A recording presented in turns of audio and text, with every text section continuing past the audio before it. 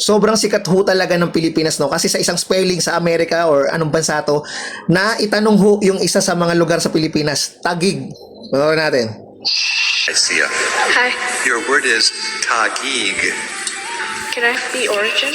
This word is from a Southeast Asian geographical name, Ang cute lang talaga ng Can I have the pagkakasabi ng definition? ibang a bansa. city just southeast of Manila, Philippines. Are there any alternate pronunciations? Only Taguig. Could you say it? Taguig. Lang. Taguig. Could you repeat the origin?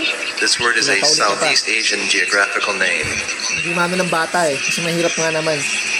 Sa atin, The vowel makakagot combinations in this word are common in the Philippines. Philippines. He's not giving her a language of origin, but a country of origin. A city just southeast of Manila in the Philippines.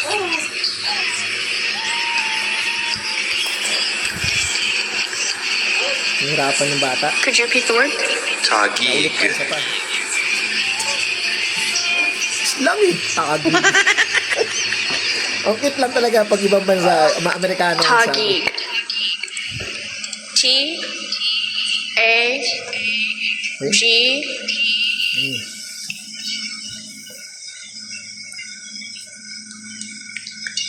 H Yun lang. H, sabi niya mali. I G Taguig. Isa lang eh. Sayang. Taguig is Taguig. Thank you. Congratulations, Sia, yet again. Ano pa rin?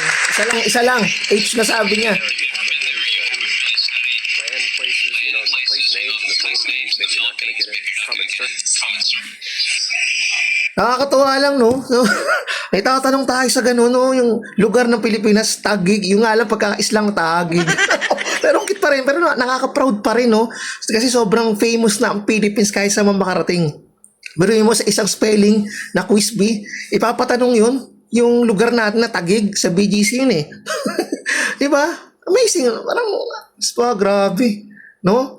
Isa lang talaga, hindi, each yung nasabi niya, no, isang letra lang talaga, sayang, na-spell niya sana. Pero, ganun pa man, anyways, nakakatuwa pa rin, no. Hindi ko alam kung saan eksaktong bansa to, kung Amerika ba to, or anong exact na lugar.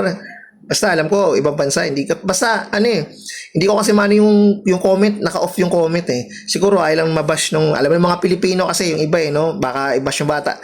Sa totoo lang, hinahirapan yung bata doon kasi hindi naman siya pamilyar dito sa lugar sa atin sa Pilipinas. Yun lang, nakakatawa pa rin. Peace out.